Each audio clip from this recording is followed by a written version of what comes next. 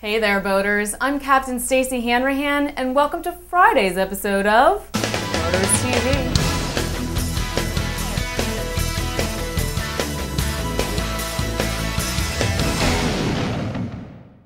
First up, our Captain's Caption photo was provided by Charles Nichols. We'll reveal the caption of the day at the end of the show. Next in Did You Know? How to rig a sea anchor in our blue water sailing segment.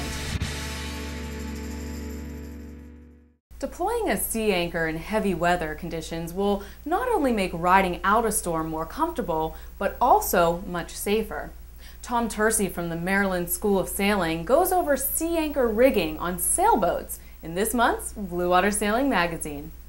Heaving to with storm sails is a smart thing to do in bad weather.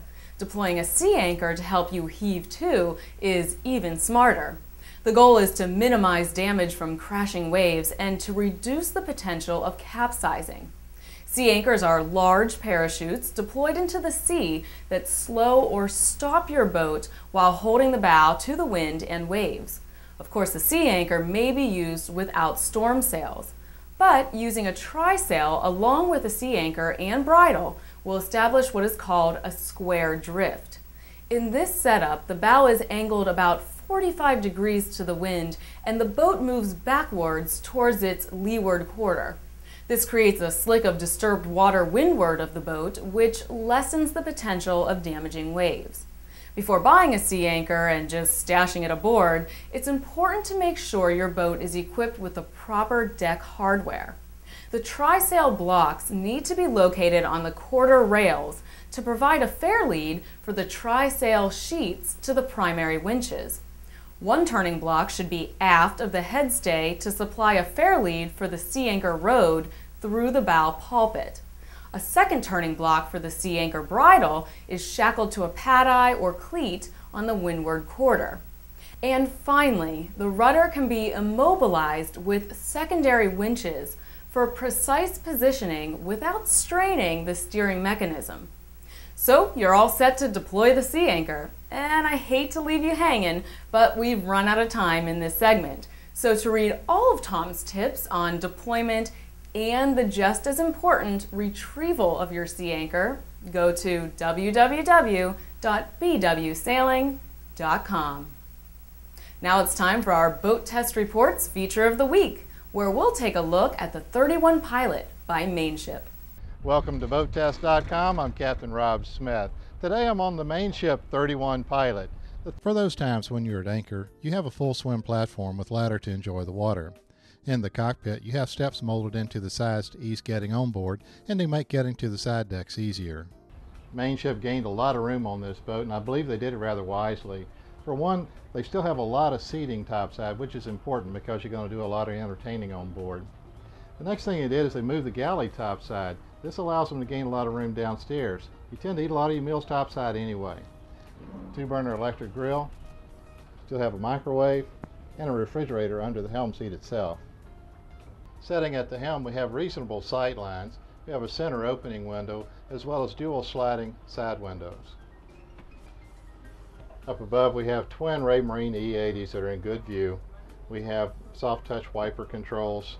To the left we have a standard bow thruster, optional stern thruster. Below the wheel we have the trim tabs and switches arranged in good view, and the horn is a bright red so it's easy to find.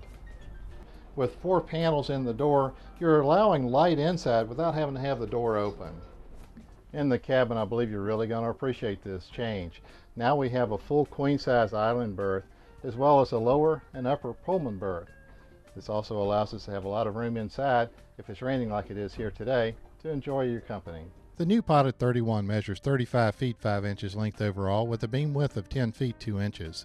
She displaces about 11,750 pounds and carries 180 gallons of fuel. Her draft measures about 2 feet 6 inches and a maximum headroom is around 6 feet 3 inches.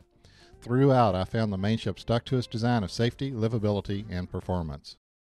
Thanks to BoatTEST for that report. To see more of the Mainship 31 Pilot, you can cruise on over to BoatTEST's website at www.boattest.com. Now let's see what's splashing around in nautical news. Time for an Earthrace update. The 78-foot biodiesel-fueled trimaran is attempting to set a new world record for a powerboat circumnavigation of the globe. And with 2/3 of the trip completed more than 1,500 miles ahead of the world record pace, Earthrace just might do it. But it hasn't been all smooth sailing for this funky-looking vessel. Shortly after leaving Spain, where the race began back on April 27th, the ship's head stopped working. Then, an inspection hatch on the fuel tank failed, flooding the sleeping quarters with biodiesel. The latest setback occurred earlier this month when Earthrace hit an unknown submerged object about 800 miles east of the Philippines. The collision snapped blades off her port propeller and cracked her port drive shaft. She had to limp 2,200 miles on one engine to Singapore, where the time-consuming and costly repairs were made. But New Zealand skipper Pete Bethune and crew are in good spirits as their eco-friendly vessel is back on track with only a few refueling stops to go. Earthrace made a prior attempt at the record in 2007, but was forced to abandon the race after suffering extensive hull damage from a series of severe storms. The record to beat is just under 75 days, set by the British Cable and Wireless team in 1998. We'll keep an eye on it, but if you'd like to track Earthrace and her crew's progress, go to www.earthrace.net. And now it's time to reveal Stacey's TheBoaters.com Sealebrity profile pick of the day, which is Captain Anthony Plants and his 1955 wagemaker, Woody. The Woody has a 1960 Mercury 400E outboard. Anthony is retired from the Air Force. He lives on Fine Lake in Michigan and is enjoying life to the fullest. Welcome to the Boaters and congrats on your Sealebrity status. And finally today, the captain's caption of the day is Escape from Monkey Island, submitted by Tom Bendowski.